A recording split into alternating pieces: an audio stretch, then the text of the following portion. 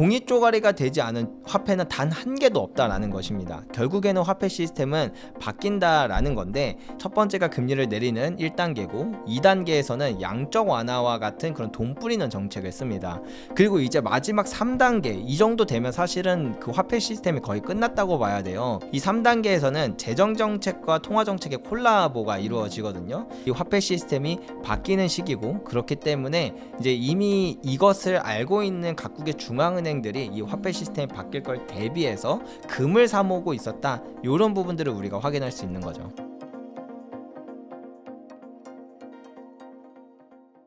네, 최근 달러 약세 흐름이 이어지고 있는데요. 달러가 약해질수록 금은 어떤 역할을 하게 될까요? 금 같은 경우에 달러와 반대로 가는 그런 아주 대표적인 자산입니다. 그래서 달러가 약세가 된다는 것은 사실은 금이 오른다, 금이 상승한다, 금이 강세가 된다, 이렇게 말해도 과언이 아니다, 이렇게 생각을 해볼 수가 있는데요. 실제로 트럼프가 원하는 게 바로 달러 약세예요. 달러가 약해져야 이제 미국산 물건들에 대한 가격 경쟁력이 생기고, 그래서 트럼프가 가장 원하는 재정 적자를 해결하는 이 문제에 더 가까워질 수 있다라고 이제 트럼프 대통령은 생각을 하기 때문에 실제로 요즘에 이렇게 달러 약세로 가는 그림을 원했던 것 같아요. 그래서 뭐 이거는 좀 아직까지 확정적으로 얘기가 나온 거는 아니긴 하지만, 마라라고 협정, 제2의 플라자 합의다, 이렇게 얘기가 되는 것처럼 우리나라 원달러 환율이 갑자기 뚝 떨어졌어요. 예. 근데 이게 이미 그 전에 대만 환율이 뚝 떨어졌고, 위안화 환율이 뚝 떨어졌고, 그리고 이제 원화 환율이 뚝 떨어진 거거든요. 이 아시아 국가의 환율이 단체로 크게 급락하면서 이제 달러가 상대적인 약세로 이렇게 가게 되는 이런 모습들이 트럼프가 원했던 게 아닌가 싶습니다. 만약에 트럼프가 이것을 정말 원했고 그 목적지에 도달하고 있는 상황이라고 한다면, 금 가격에 있어서는 달러 약세의 그 반대의 급부로 힘입어 가격이 상승하는 흐름이 나타날 것으로 보여집니다. 또 트럼프 정책 방향이 금값과 약간 밀접한 연관성이 있다고 들었어요. 지금 현재 트럼프의 정책 방향이 금값에 또 어떤 영향을 줄 수 있을까요? 트럼프가 이렇게 달러 약세를 만들고 싶어 한다, 그러니까 재정 적자를 해결한다라는 이 부분 자체가 되게 중요한데요. 재정 적자를 한다면 미국 내에서 있는 달러가 해외로 나가는 것을 의미를 해요. 뭐든지 양이 많아지면 가치가 떨어지고, 양이 줄어들면 가치가 올라가잖아요. 가지고 있는 달러가 밖으로 나가면 달러가 되게 귀해지게 되겠죠. 그러면 이제 이 달러가 밖으로 나가니 달러의 가치가 유지되고, 그로 인해서 인플레이션이 발생하지 않게 되는데, 이 재정 적자를 해결한다는 건 더 이상 재정 적자를 하지 않고 더 나아가서 심지어 흑자를 원한다는 거예요. 그러면 세상으로 나가던 달러가 안 나가니 이제 미국 내 달러가 고이게 되고, 이거는 인플레이션을 일으키는 효과가 나타납니다. 그래서 트럼프가 원하는 방향으로 간다면 미국의 어떤 경제력은 좀 더 올라갈 수 있어도 이 과정 가운데서 인플레이션을 어느 정도 동반해야 하거든요. 그래서 인플레이션의 가장 대표적인 해지 자산이 또 금이다 보니까 트럼프의 다양한 정책들이 금에 진짜 좋은데, 이런 부분들이 일단 첫 번째로 금의 좋은 점이라고 말씀드릴 수 있을 것 같고, 두 번째는 트럼프가 자구우선주의를 아주 중요하게 생각한다라는 겁니다. 우리나라만 잘 먹고 잘 살면 돼, 이런 이제 마인드인데요. 그렇다 보니까 세계의 경찰 노릇도 안 한다고 하고, 그렇다라는 건 이제 아무래도 지정학적 위기를 더 키울 수밖에 없다라는 것을 의미를 합니다. 그리고 각 세계가 무역을 하는 이 부분에 대해서도 예전만큼 정말 무역량이 많고 교류가 많고 이렇게 되기보다는 각각 블록 단위로 쪼개져서 서로가 무역을 하는 이런 형태, 이것을 이제 보호무역주의라고 하는데, 이런 보호무역주의로 간다라는 것은 그동안 효율성이 비효율로 넘어가는 시대를 의미를 합니다. 그 과정에서 각 비용이 올라가면서 이것 또한 인플레이션을 좀 이렇게 압박하는, 인플레이션을 높이는 효과를 주거든요. 트럼프의 대부분의 정책들을 보면 돈을 많이 뿌리는 것도 있어요. 바이든 때보다 훨씬 돈을 많이 뿌리거든요. 이런 다양한 부분들이 다 인플레이션에 좀 가장 직접적으로 연관이 있는 그런 정책들을 많이 사용을 합니다. 그렇기 때문에 금 가격이 트럼프 임기 동안 정말 이렇게 높은 높이 치솟을 수 있는 그런 트리거들이 계속해서 나오는 게 이상하지 않구나 이렇게 생각해 볼 수 있을 것 같아요. 작가님이 이전 인터뷰에서 달러 패권이 무너질 수도 있다는 말씀해 주셨는데요. 그 가능성이 구체적으로 얼마나 될까요? 달러 패권은 당연히 네. 무너지겠죠. 네. 지금의 달러 패권은 당연히 바뀔 거라고 생각합니다. 근데 다만 그게 뭐 하루아침에 바뀌지는 않아요. 예, 기축통화 패권이라는 게 막 갑자기 어느 날 갑자기 이렇게 바뀌지는 않거든요. 상당히 오랜 시간이 걸려요. 보통 기축통화 패권이 한 50년 정도의 그 사이클로 네. 한 번씩 바뀌거든요. 실제로 그 통화가 다른 나라의 통화로 넘어가기도 하고 같은 국가의 화폐가 유지된다고 하더라도 시스템이 바뀌어요. 쉽게 예를 들면 1944년에 이 기축통화 패권이 바뀔 때는 영국의 패권에서 미국의 패권으로 바뀌었어요. 국가가 바뀌었습니다.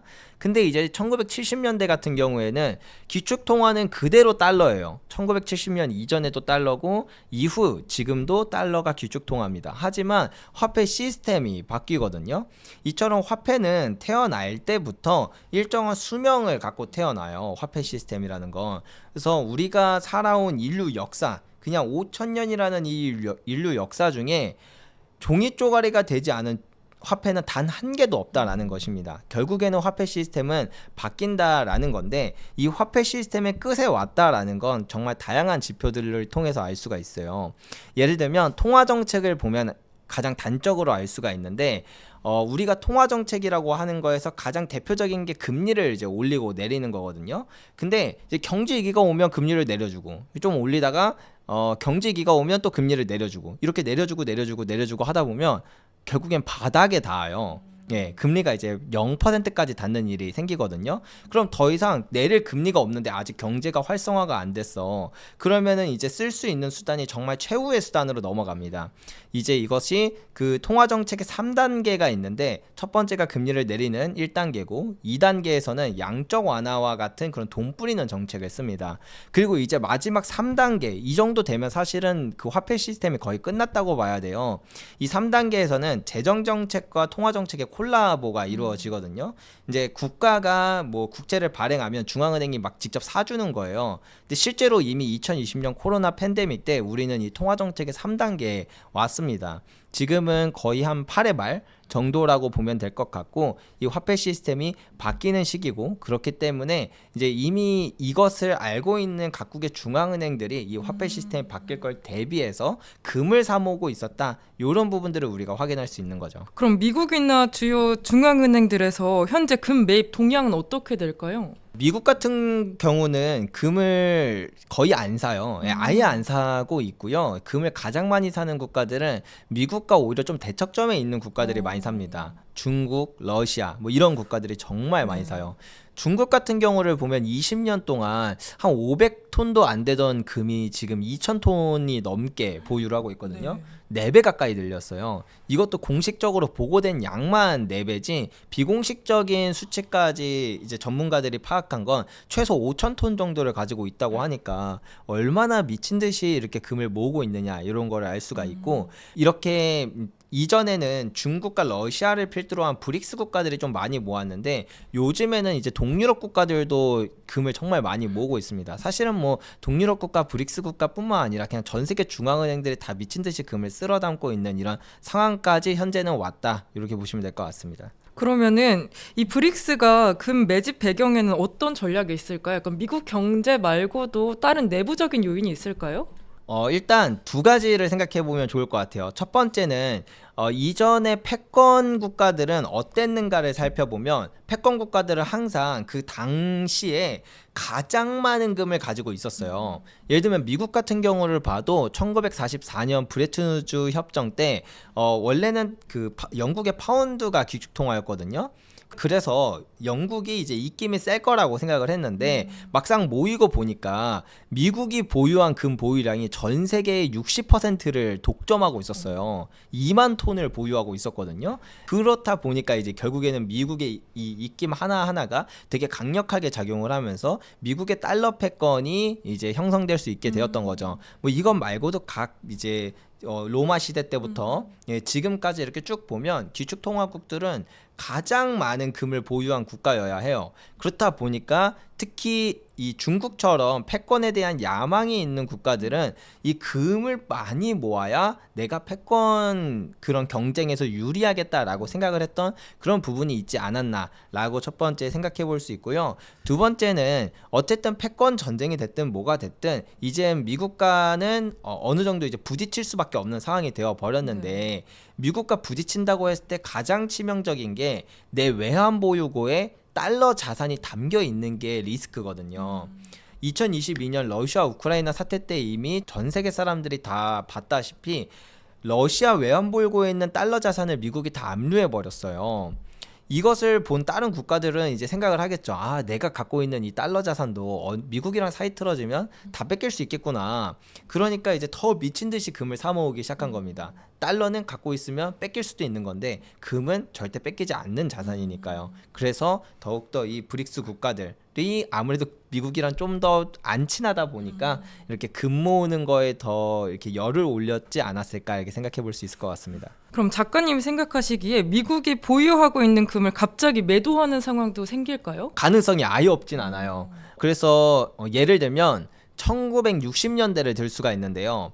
미국이 1944년에 브레튼 우즈 체제라는 걸 만들고 이제 미국의 달러가 전 세계 귀축 통화가 됐어요. 이때 35달러를 가져오면 이제 금 1온스랑 바꿔주는 이런 계약을 이렇게 맺었던 거거든요. 그리고 나서 미국이 이제 경제 성장도 막 하는 시기다 보니까 남몰래 달러를 좀 많이 만들었어요. 그걸 보면 이제 다른 국가들은 달러가 이 정도 가치가 없는데 안 되겠다, 이거 금으로 바꿔야겠다라고 하면서 이제 금으로 막 찾아가기 시작한 거죠. 금에 대한 수요가 올라가니까 금 가격이 막 꿈틀꿈틀하기 시작해요. 근데 미국은 이 달러에 대한 가치를 지키려면 금 가격이 절대 올라서는 안 돼요. 그렇다 보니까 이제 미국이 처음엔 자기가 갖고 있는 금을 좀 팔았어요. 팔면서 어떻게든 이 금 가격을 안정시켰거든요. 그러다가 이게 점점 이 금에 대한 수요가 거세지자 1960년대에 이제 미국이 유럽 6개국을 모아가지고 총 7개국이 한 200톤 정도의 금을 모아다가 시장에 막 던지기 시작했어요. 그래서 금 가격을 억지로 억눌렀거든요.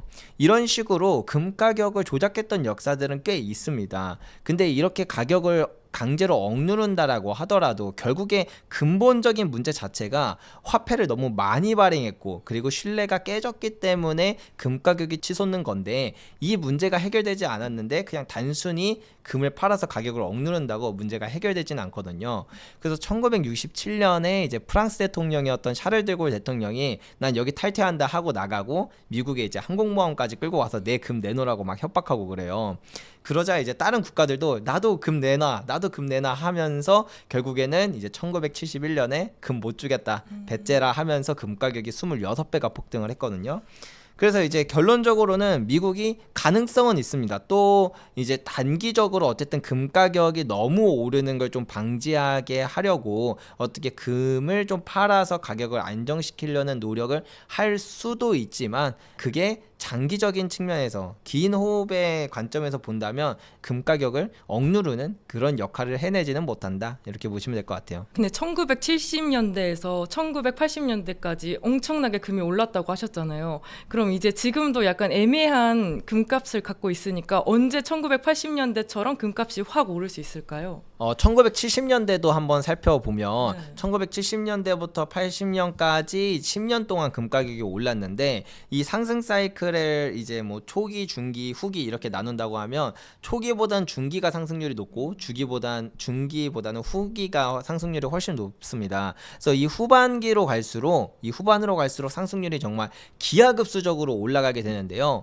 지금은 2019년부터 시작된 상승 사이클이다 보니까 한 중반기를 조금 더 지났어요.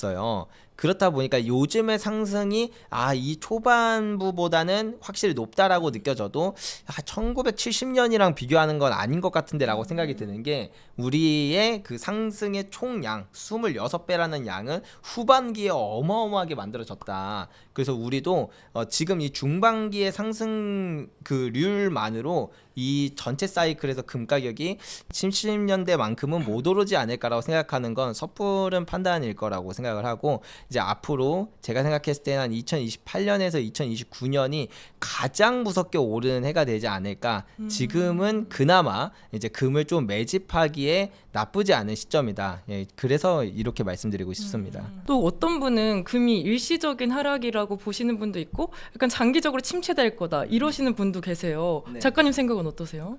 금이 한 번 떨어지면은 거의 20년 내내 떨어지기도 네. 해요. 그렇다 보니까 지금은 뭐 좀 과열된 게 아닌가 이렇게 판단하면서 이게 고점, 만약에 진짜 고점이라면 또한 20년 동안 금 가격이 하락할 수도 있는 게 아닌가라는 그런 주장을 하시는 분들도 있고 그런 걱정을 하시는 분들도 되게 많은 것 같아요. 그럴 수 있죠. 예, 그럴 수 있는데 이제 우리가 금이 충분히 비싸졌다라고 하는 그 부분을 어떻게 설명하느냐가 되게 중요하거든요. 단순히 가격이 뭐 작년에 비해 뭐 20% 30% 올라서 아니면은 뭐 5년 전에 비해 두세 배 올라서 아니에요. 이렇게 가격을 평가하는 게 아니라 금은 어느 정도는 올라야 적정 가치고 얼마까지 올라야 비싼 거냐는 충분히 가격으로 나타낼 수가 있습니다. 금이라는 자산은 5,000년이라는 역사를 가지고 있어요. 주식 투자 해봤자 주식이라는 거 해봤자 200년밖에 역사가 안 되거든요. 근데 금은 5,000년의 역사가 있고 폭등의 역사도 정말 셀 수도 없이 많아요. 그렇기 때문에 금 가격이 올랐던 그 공통점 그리고 올랐을 때 얼마까지 올랐는지 이런 것들에 대한 공통점들이 다 존재합니다. 이런 것들을 좀 이제 그냥 하나만 꼬집어서 말씀드려 보면 금이 올랐을 때는 적어도 그 국가가 발행한 화폐의 양만큼 올라요. 우리가 지금 살아가는 시대에서는 금을 돈이라고 생각하는 사람들은 잘 없지만 역사적으로 금은 5,000년 동안 돈으로서 사용됐고 사실 우리가 돈이라고 생각을 안 해서 그렇지 아직도 금은 돈이거든요. 그래서 온 지구상에 있는 금의 무려 20%나 되는 그 어마어마한 양의 금을 각국의 중앙은행들이 굳이 그것도 불편하게 실물로 직접 보관을 하고 있거든요. 그것도 이제 최종 지불 수단으로서 보관을 하고 있는 거예요. 돈으로서 보관을 하고 있다라는 걸 우리는 알 수 있습니다. 그래서 이 금은 결국엔 정말 최종 지불 수단으로서 돈의 가치를 가지고 있는데 이 돈에 비해 너무나도 많은 화폐가 사실 지금 풀려 있어요. 이 과정이 과거에도 있었고 과거에는 정말 셀 수도 없이 많았어요. 로마 시대 때도 있었고 바이마르 공화국도 있었고 정말 많은 그런 역사들이 있습니다. 그래서 결론적으로 따지면 그 국가, 기축통화국이 보유하고 있는 금 보유량과 기축통화국이 발행한 화폐의 양이 적어도 1대1 매치가 되는 순간 이상까지는 오른다라는 거예요. 그 가격을 제가 다시 계산을 해보면 대략 21,000불 정도가 돼요. 금 가격이. 그러면 금 가격이 21,000불 정도는 돼야 적어도 적정 가치고 보통은 그것보다는 훨씬 더 많이 올라요. 왜냐하면 그 정도 가격까지 오르면 그 뒤에는 사람들의 광기나 투기 심리 같은 게 붙거든요. 그래서 우리가 아직 2만 불도 못 왔는데 그냥 단지 과거랑 비교해서 금 가격이 뭐 두세 배 올랐으니까 비싸다? 그러면 짜장면 가격도 비싸졌고 새우깡 가격은 거의 50배가 올랐는데 옛날에 1960년대 한 50원 했거든요. 근데 지금 1,500원 이 정도 하잖아요. 새우깡 가격은 50배가 올랐는데 그럼 이제 고점이겠네요. 이렇게 말하는 거랑 되게 비슷하다라는 그런 이야기를 드려보고 싶습니다.